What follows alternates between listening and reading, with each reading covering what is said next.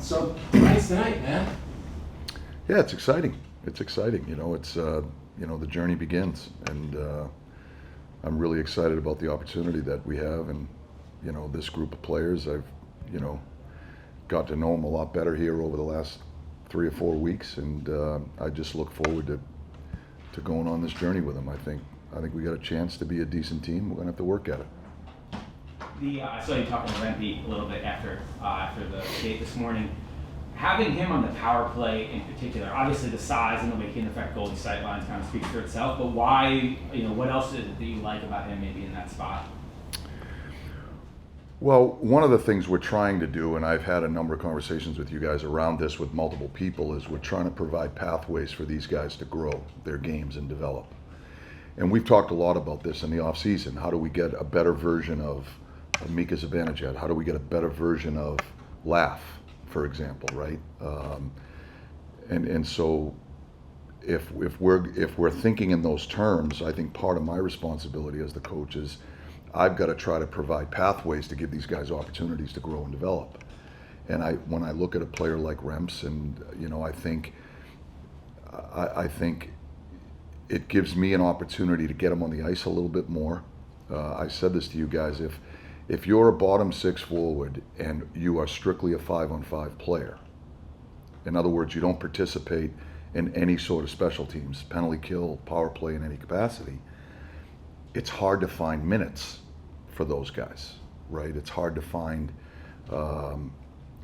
what I would consider sufficient minutes to give them a chance to establish the game that they want to play.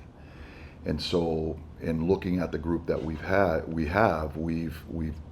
our coaching staff has walked through this, at length to try to best understand the group and how do we deploy these guys. So we try to get the best versions of these guys and offer them some opportunity to grow and develop and get better. Now, at the end of the day, performance is going to dictate. So, that will unfold as we go game to game. But, I think it's important that, as the head coach, that I provide opportunities for these guys to grow and develop. And with respect to Remps' game, we tried him, and we thought we would try him throughout the course of the exhibition season in that position, and we thought he did an admirable job. There's a lot of subtleties to that position. We're trying to help him get better. That was some of the discussion I had with him on the ice today, and so there's some subtleties to play in that net front that we think we can help him with, and but just his physical stature alone, he's a lot to handle. He makes sight lines very difficult. He's a lot to handle for a defenseman at the net fronts because he's so big and he's so strong. So if we're going to be able to put pucks in play, and I think that second power play has to be a shooting power play, then that he's a guy that potentially could be very effective there. And so those are some of the reasons why. And we'll watch and see how it goes. And if we have to make adjustments, we will. But when we watch throughout the course of the exhibition season, we saw enough that we felt like we should provide this opportunity and see where it goes. Speaking of that, the second power play, just to stay with that a little bit, you have Schneider at the point. It's not a guy who's played a ton of power play minutes in his NHL career so far. So what do you hope to get from him, and what, if anything, have you seen from him in the preseason? I don't think that's something that's that plays to Schneider's strength when you look at him as a defenseman. I think he's a good, solid defending guy. He can move pucks, and he hasn't. I don't think he's just a defender. I think he can help our offense by being simple with his puck possession. He can move pucks. He's mobile. He could join the rush, things of that nature. We think that in trying him there, we wanted to explore it a little bit and see if this is something that he could grow into. And we don't have the answer to that yet. I don't think we've seen enough.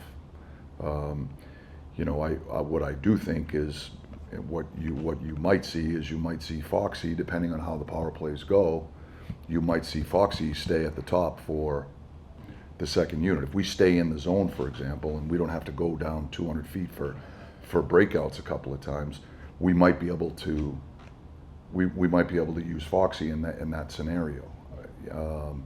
So we're going to explore that a little bit, but I think it's an opportunity for Schneider to continue to grow and develop, and we wanted to explore it. Will you have to do something similar if there's a face-off, because on that second unit there's no like centers? You know, Yes. Yeah, so you probably have to keep somebody out. We're well aware of that. Yeah.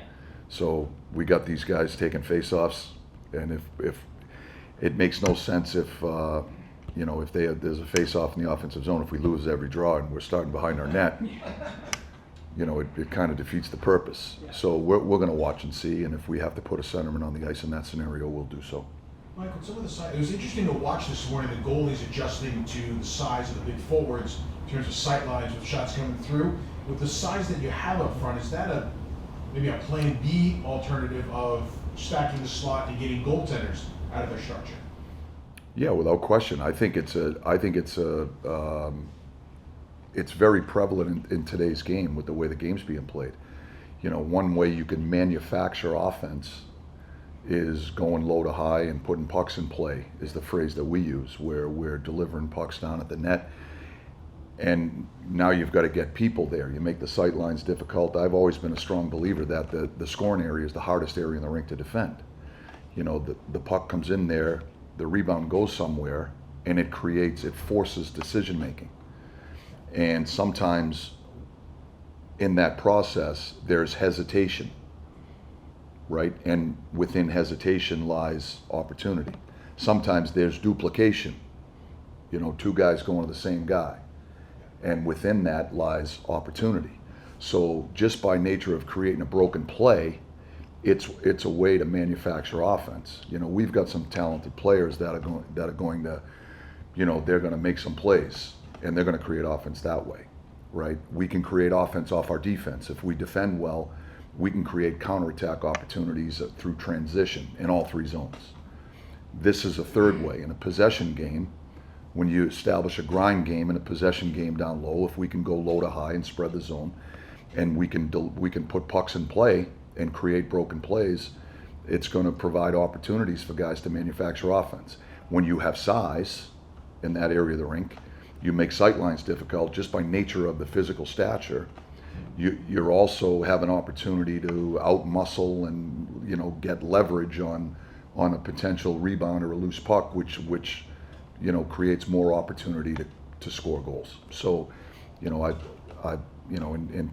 working with some of the players that we have, we're trying to leverage that size as best we can in every aspect of our game.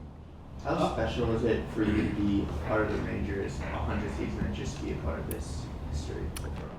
Oh, it's an incredible honor to be the coach of the Rangers. It has it's such a storied franchise with such a deep history of hockey, and it's a unique experience. It's an incredible honor to be the head coach of this team, and to be able to do it in their, celebrating their 100th anniversary just makes it that much more special. So I don't take a single day for granted. It's an incredible opportunity. It's an unbelievable honor and a privilege, and I look forward to this opportunity we have in front of us. We know it's obviously it is what it is, but Artemi didn't get a preseason game. JT got one because of the injury status. Do you think it'll take them, either of them, like a period or two or a game or so to kind of find their timing and things like that? I'm sure there'll be a little bit of a work in progress, but these guys are, they're great pros. They're veteran guys. They played a lot of games in this league. If anybody can figure it out, it's them. And we have to ask you the Pittsburgh question. We asked you yesterday. Have you given any more thought to what it's going to be like to look at Sid and those guys across the way? No. No? Not really. I said to you yesterday, I'll give you the same answer. My focus has been on the New York Rangers. When I went home last night and I was thinking about today and how we can put the best version of the New York Rangers on the ice, that's where my focus was, on our players and the message that we're going to bring to our guys today in order to try to set them up for success. I told you yesterday it would be a better question after the game. I have the same answer for you today. We'll ask it. It's fair. couldn't not ask him. I understand. All right, thanks, guys. Thanks, Mike. Okay. Enjoy the night. We'll see you tonight. Okay.